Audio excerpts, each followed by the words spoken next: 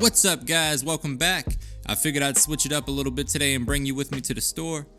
Shout out to the cameraman getting the shoes. All my sneakerheads know about these. Wegmans is by far one of my favorite places to shop. Not a sponsor, by the way. They have a great selection of steak, and that happens to be what we're making today. When you're shopping for steak, you want to look at the marbling, which are the white lines of fat that you see throughout the meat. Today we landed on a delicious bone-in ribeye that I'm about to show you how to prepare to perfection. But before I do that, please take a quick second to subscribe to the channel. Make sure to hit that bell and enable notifications as well. Alright, enough running my mouth, time to get in the kitchen and make it happen. Here we have a 1.5 inch thick prime bone-in ribeye. Just a beautiful piece of meat. Here we have the bone-in, as you can see, which is my wife's favorite. This is 1.5 inches thick, so it's perfect for pan searing and finishing in the oven. At the top here you have the ribeye cap, and then the eye of ribeye down here. It's absolutely beautiful. I like to season my steak on a plate, that way it catches any excess seasoning and nothing goes to waste. Today you're going to need a meat thermometer to make sure that you cook this to perfection. I have one linked in the description box below for you. You're going to need a nice sized spoon for basting.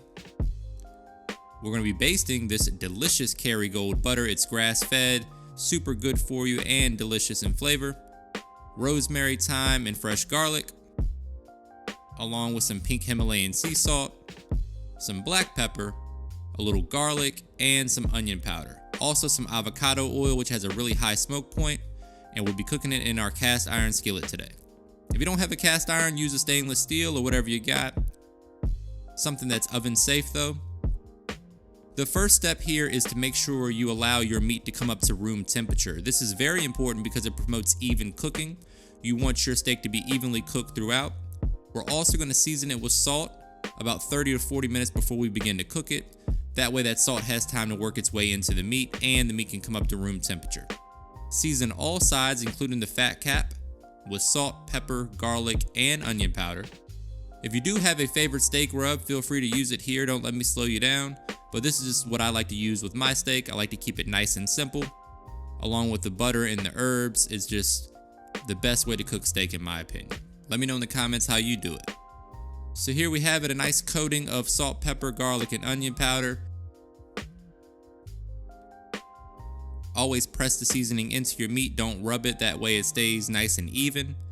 And then you can use the plate that caught all of that excess seasoning to get the edges, that way again nothing goes to waste.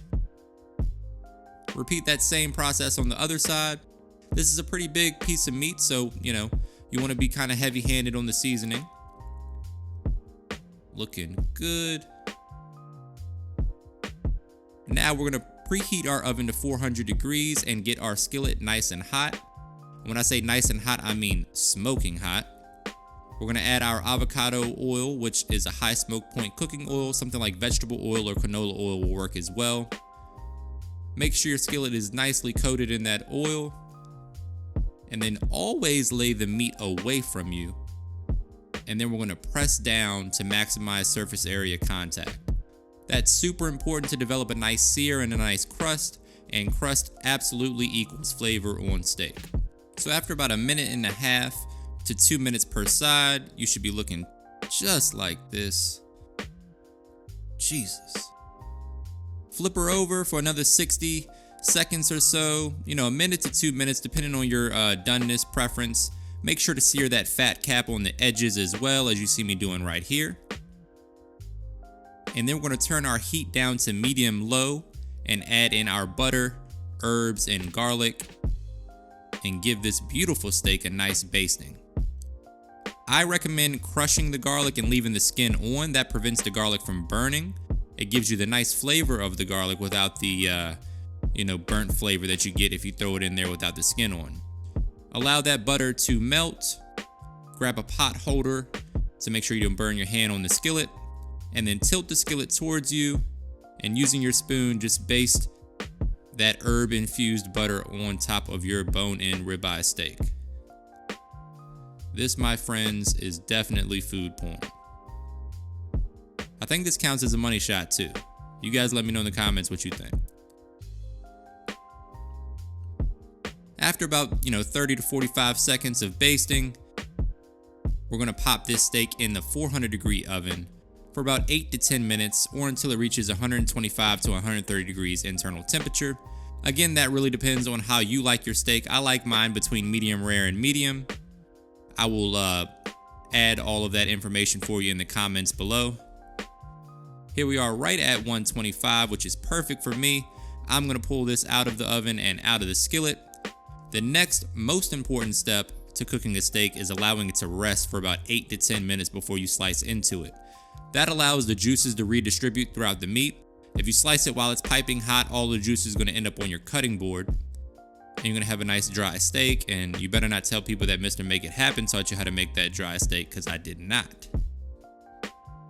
After the steak is adequately rested, we're gonna slice it off the bone, give the bone to the wife because that's her favorite part. Happy wife, happy life. This Dow Strong knife is making quick work of this bone-in ribeye. You can get yours for 10% off using the code MAKEITHAPPEN at checkout. Link below in this description box for that as well.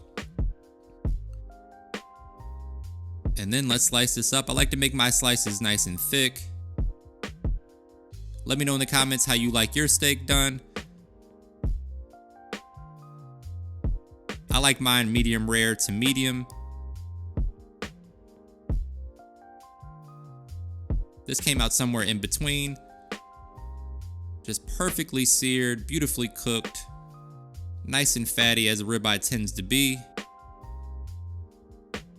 Don't go get your cholesterol checked after this dinner. Quick little trademark money shot for you. Little Salt Bae action. And you know I gotta try this. Here we go. Oh man. That is a perfectly cooked steak, people. You gotta try this recipe. Let me know what you think in the comments. Make sure you subscribe to the channel. Give me a thumbs up. And as always, thank you for your support.